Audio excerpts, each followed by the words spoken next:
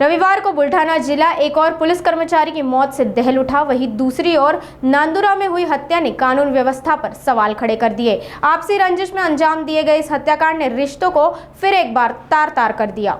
ये घटना बुल्ढाना जिले के नांदुरा तालुका के सोनस में सामने आई, जहां सगे भतीजे ने घरेलू विवाद के कारण चाचा को मौत के घाट उतार दिया। शनिवार शाम गोपाल बोके और उसके भतीजे शुभम बोके के बीच घरेलू मामले को लेकर बड़ा विवाद हुआ।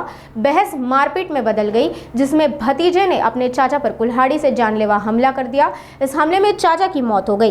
पुलिस ने शुभम को गिरफ्तार कर उसके खिलाफ हत्या का मामला दर्ज कर लिया, लेकिन इस हत्या ने पुलिस प्रशासन पर कई सवाल खड़े कर दिए।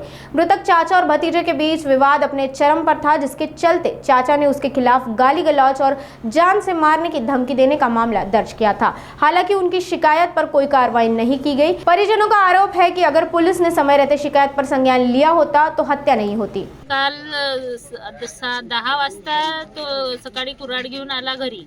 हे विशूचे वडील दोघं जण नांदुरायला येलो होते।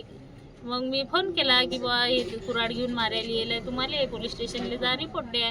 हे दोघं बापले का आले, रिपोर्ट दिला आणि घरी आले की बा आता हे गाडी फोडली, पायऱ्या फोडल्या, पोलीस लोक येतील, काही पाहतील, कारवाई करतील।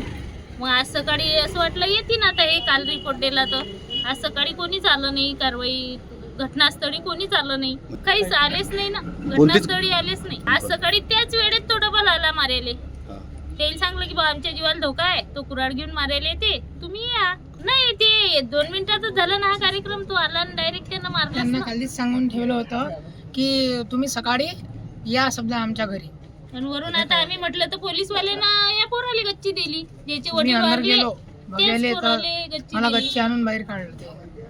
तरी आज जे काही झालं की नाही, माझे बाबा वारले याले कारणीभूत नांदुरा पोलीस स्टेशन जबाबदार आहे। आम्हाला ते फाशी सजा पाहिजे। तक्रार करते विश्वजित गोपाल बोके राहणार सोनस यांनी तक्रार दिली की त्यांचे जे काका आहे गोपाल मनोहर बोके वय 45 वर्ष सोनस यांचा मृतकाच्या पुतण्याने, ज्याचं नाव आरोपी शुभम विठ्ठल बोके वय 30 वर्ष राहणार सोनस याने कुऱ्हाडीने त्यांचं मर्डर केलेलं आहे। त्यांच्या छातीत वार करून त्यांचा जीव घेतलेला आहे। अशा लेखी तक्रार येऊन आरोपी शुभम विठ्ठल बोके याच्याविरुद्ध जुने कलम 302 नुसार गुन्हा दाखल झालेला आहे। आरोपीला अटक केलेला आहे आणि आता पोलीस पुढचा तपास करीत आहे। आरोपीत अटक जो इसम आहे तो मृतकांचा पुतण्या आहे।